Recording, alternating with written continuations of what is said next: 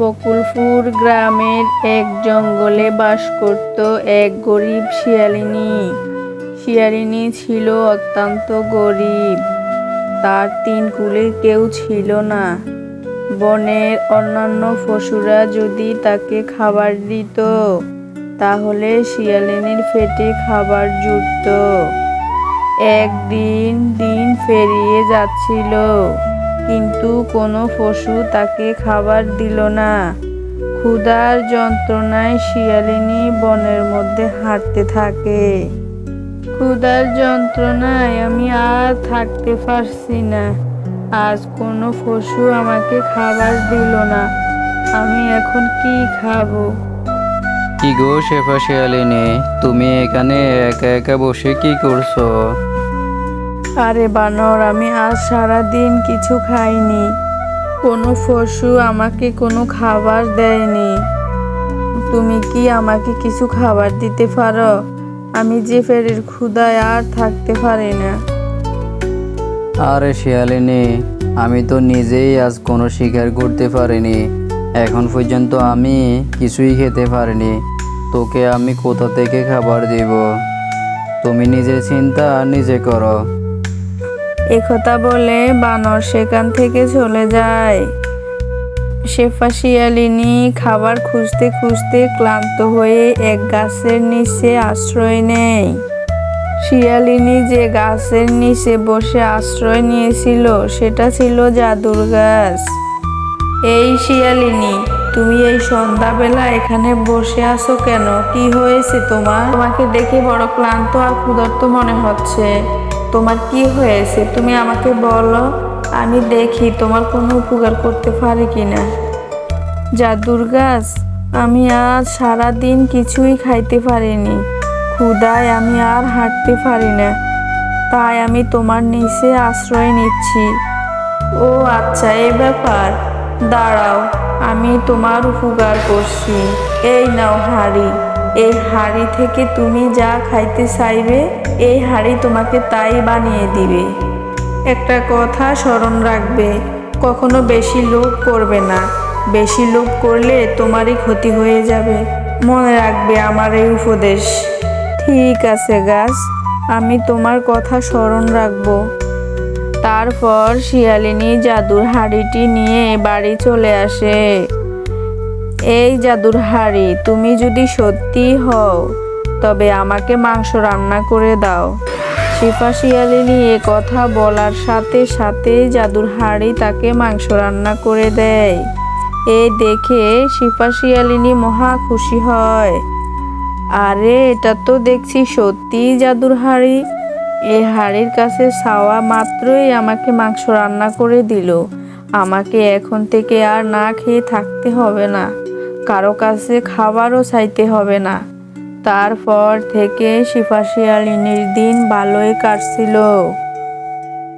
একদিন সকালে শিয়ালিনী ভাবে, আচ্ছা, আমি যদি জাদুর হাঁড়ি থেকে মাছ মাংস রান্না করে নিয়ে বাজারে বিক্রি করি, তাহলে তো আমার বেশ ব্যবসা হবে এবং আমি অনেক বড়লোক হয়ে যাব। যেমন চিন্তা তেমন কাজ। তারপর শিয়ালিনী বাজারে একটি খাবারের হোটেল দিয়ে বসে এবং জাদুর হাঁড়ি দিয়ে রান্না করে হোটেলে এনে বিক্রি করে। শেফা শিয়ালিনীর হোটেলের খাবার সুস্বাদু হওয়ায় প্রচুর কাস্টমারের সমাগম হয়। প্রতিদিন খাবার বিক্রি করে শিয়ালিনী বড়লোক হয়ে যায়। আন্টি, আমার মায়ের শরীরটা খুবই খারাপ। মা অসুস্থ, তাই খাবার রান্না করতে পারেনি। আমরা আজ সারাদিন কিছুই খাইনি। মা আমাকে তোমার কাছে পাঠিয়েছে। মা বলেছে আমাদের জন্য কিছু খাবার দিতে। খাবার নিতে আসছস? টাকা এনেছস? না আন্টি, আমি টাকা আনতে পারিনি। আমাদের কাছে যে কোনো টাকাই নেই। আমার মা অসুস্থ, মায়ের চিকিৎসাই করতে পারি না। টাকা আনবো কোথা থেকে? আমি টাকা ছাড়া কোনো খাবার দিতে পারবো না। তুই টাকা নিয়ে আয়, আমি তারপর খাবার দিব। আন্টি, তুমি কি বলো? তুমি যে সময় গরিব ছিলা, তখন তো আমার মা তোমাকে কতদিন বিনা পয়সায় খাবার দিয়েছিল। তখন তো আমার মা তোমার কাছে টাকা চাইনি। আজ তুমি আমাদেরকে কতটুকু খাবার দিবে তাতে টাকা চাচ্ছ? তুমি কি পুরনো দিনের কথা ভুলে গেছো? তুমি এখন আমাদের বিপদের দিনে আমাদেরকে কিছু খাবার দিতে পারবে না? না, আমি টাকা ছাড়া কোনো খাবার দিতে পারবো না। তুই এখান থেকে যা। এখন এসব পুরনো দিনের কথা আমি এখন মনে রাখতে চাই না।